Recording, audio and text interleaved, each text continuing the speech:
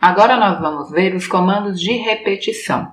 Serão os comandos while e for que vão permitir que o mesmo trecho de código seja executado mais de uma vez, conforme programarmos. Então, o primeiro exemplo aqui. Eu quero imprimir de 1 a 5 na tela.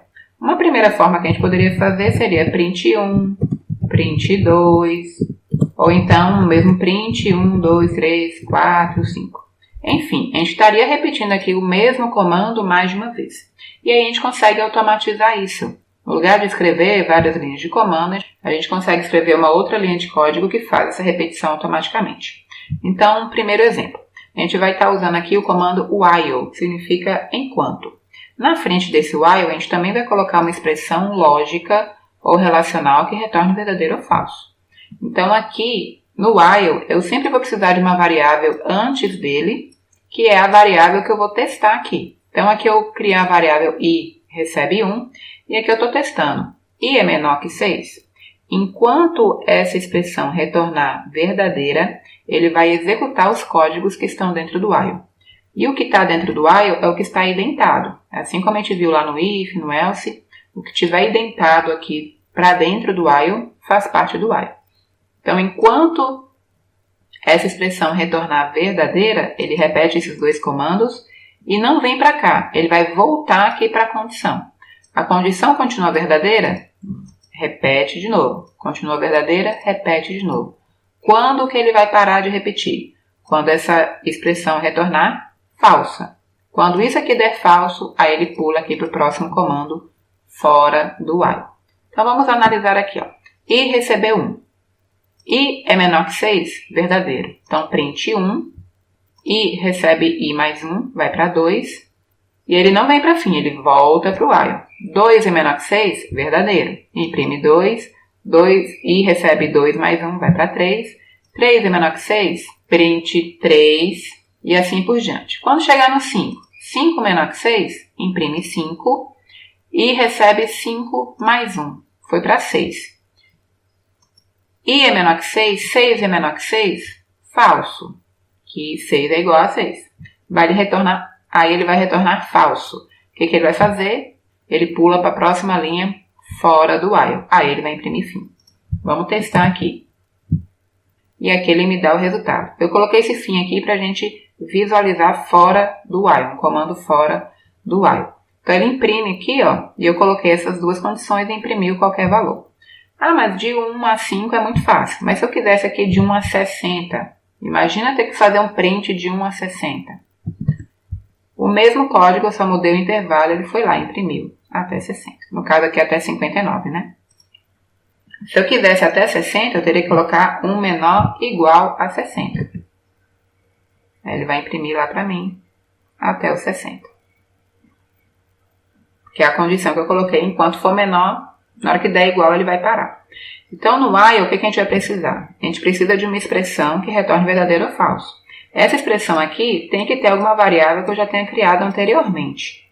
E dentro do while tem que ter alguma situação que altera o valor dessa variável aqui, Porque se não alterar o valor, isso aqui vai gerar um loop infinito, ele nunca vai sair. E aí meu computador vai travar porque ele não consegue executar outra coisa, porque eu estou mandando ele executar constantemente essa verificação. Então, se eu comentar essa linha aqui do i mais 1, o i sempre vai continuar com o valor 1. Então, 1 sempre vai ser menor ou igual a 60. Ele vai repetir e vai travar seu computador. No while, a gente também tem que terminar com 2 pontos e reforçando, sempre se preocupar com a indentação. Geralmente, a gente vai usar o while quando a gente não sabe quantas vezes eu tenho que executar esse código. Pode ser uma situação em que depende do que o meu usuário vai digitar. Então, por exemplo, no lugar de já atribuir um valor aqui para o i, eu vou fazer um input. Eu já vou falar que ele é inteiro. Eu vou pegar um input. Então, eu vou digitar. Se o valor for menor que 60, eu imprimo i. E aqui, no lugar de somar, eu vou fazer um outro input. Eu vou colocar um outro input. Então, no lugar de ficar somando 1, 2, 3, eu vou pegar o que a pessoa digitar e imprimir na tela. A pessoa digita, imprime na tela. A pessoa digita, imprime na tela. Quando isso aqui retornar falso, que é quando eu digitar um número maior que 60, aí ele vai vir aqui para o fim. Então, ele vai ficar imprimindo, até que o usuário informe um valor onde essa situação, onde essa expressão retorne falso. Enquanto isso não acontecer, ele vai continuar imprimindo na tela. Vamos testar. Então, se eu colocar 40, ele vai imprimir na tela e vai voltar lá para o input. Vou colocar 30, continua lendo. Vou colocar 20, continua lendo. Se eu colocar 65, a expressão vai me retornar falso e ele vai imprimir fim. Certo? Então aqui eu não tinha como saber quantas vezes o usuário ia me informar o valor que ia me retornar verdadeiro, ou quantas vezes ele ia me informar o valor até me retornar falso na expressão do while. E aqui dentro do while a gente pode colocar qualquer comando que a gente já viu. Podemos colocar outro while, podemos colocar input, map, se não, qualquer coisa aqui dentro. O que tiver dentro do while será repetido até que essa expressão retorne falso. Bom, este é o primeiro comando de repetição. O segundo comando vai ser o for. O for a gente vai utilizar quando a gente tem essa ideia. Não, eu preciso repetir 5 vezes, 10 vezes, 40 vezes, um número definido. E aí o comando for no Python ele vai ter uma variedade de aplicações. A primeira, mais semelhante ao exemplo que nós fizemos acima, vai ser esse inRange. Então esse i, ele não precisa ter sido criado anteriormente. Eu posso criar ele aqui simplesmente no for, não preciso atribuir nenhum valor para ele. E o primeiro valor que ele vai receber vai ser o que tiver aqui dentro do range. O range ele pode receber 3 parâmetros. Mas vamos começar aqui com 2, eu vou mostrando as outras aplicações. Quando eu coloco 2 parâmetros, 2 valores aqui dentro, separado por vírgula, o primeiro está falando qual que é o primeiro valor inicial do i, então ele vai começar com 2. E qual que é o último valor do i? 6. Só que esse 6 não é incluso. Então ele vai de 2, 3, 4, 5. Na hora que ele chegar no 6, ele para. Então vamos só testar aqui. Ele vai imprimir, ó, 2, 3, 4, 5. Na hora que ele chega no 6, ele para. Então ele não chega a imprimir o 6. Se eu quisesse começar do 1, eu colocaria ali, ó, 1 a 6 e imprime. Eu posso acrescentar um outro parâmetro aqui, que é para falar o incremento. Por padrão, o incremento é 1. Ele foi de 1 para 2, para 3, para 4. Mas eu poderia falar que o incremento é 2. Então ele vai de 1 para 3, para 5, até chegar no limite de 6. Então ele vai imprimir 1, 3 e 5. E na hora que ele chega no 6, ele para. Então ele não vai pular para o 7, porque ele para no 6. Aqui, gente, eu estou colocando para imprimir para vocês terem uma ideia do que está acontecendo na variável i. Mas poderia ser aqui a quantidade de condicionais que eu vou aplicar, a quantidade de inputs que eu tenho que ler e assim por diante. Poderia ser qualquer outro comando. Aqui no range também a gente pode colocar um único parâmetro, 6. O que vai ser 6? Ele vai começar do 0 e vai até o 5. Vai fazer 6 vezes. Mas o primeiro valor é 0 e o último, aquele número 6 menos 1. Você vai imprimir ali, ó, 0, 1, 2, 3, 4, 5. Foram 6 vezes, né? Porque a gente contando com 0 dá 6 vezes. Então, se eu só preciso da quantidade de vezes, eu posso usar só um parâmetro. Se eu souber o início, o final e o incremento diferente de 1, aí eu preencho 3 parâmetros. Uma outra situação que a gente pode ter nos comandos de repetição, isso se aplica tanto ao for quanto ao while, é o comando break. O que vai ser esse break? Ele vai parar, ele vai quebrar o laço de repetição. Então, vai ser uma situação que, quando esse meu contador, vamos chamar essa variável aqui de contador, ou essa variável aqui do while, que é aquela que eu estou considerando para poder falar, ó, já chegou na quantidade que eu quero repetir.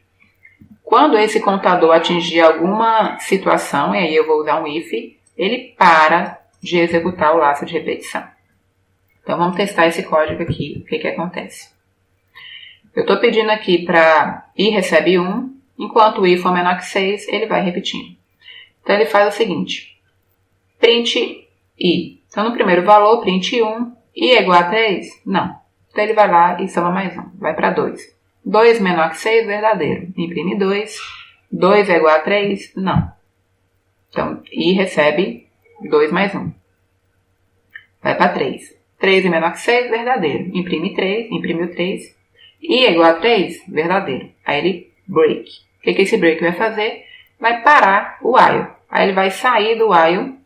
Em vez dele ir até o 6, ele interrompeu no 3. Esse break sempre vai vir acompanhado, vai vir dentro de um si. Aí ele interrompeu o laço de repetição e foi para a próxima linha fora do while. Como não tem nada fora do while aqui em seguida, ele acabou o algoritmo. Uma outra situação que a gente vai ter é quando a gente trabalha com vetores. Vetores vão ser conjuntos de dados. A gente inicia com um colchete, termina com um colchete, e lá dentro a gente coloca vários valores. Aqui no caso é um vetor de textos, de strings.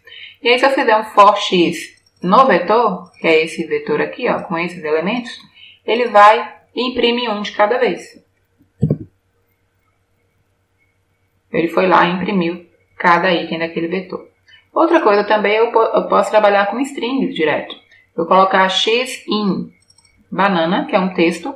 O que ele vai fazer nesse print aqui, ó, dentro do for? Ele vai pegar cada letra da minha string e imprimir. Foi lá e imprimiu banana. Outra coisa que eu posso fazer também é ter um for dentro do outro. O que vai acontecer? Aqui eu criei um vetor com 3 valores e aqui eu tenho um segundo vetor com também 3 valores. Quando eu faço aqui, ó, x in no primeiro vetor, ele vai pegar o primeiro valor. E aí dentro eu coloco um outro for, e aí eu estou andando nesse frutos, aí ele vai pegar aqui o primeiro item, que é x, e combinar com o segundo item em frutas. Então ele vai pegar o primeiro, ele vai pegar o primeiro valor e combinar com todos os valores do segundo vetor. Vai pegar o segundo valor e combinar com todos os valores do terceiro vetor. Vai pegar o terceiro valor e combinar com todos os valores do segundo vetor. Para a gente testar, ele pegou o primeiro valor e combinou com todos do segundo vetor. O segundo valor com todos os valores do segundo vetor e o terceiro valor com todos os valores do segundo vetor.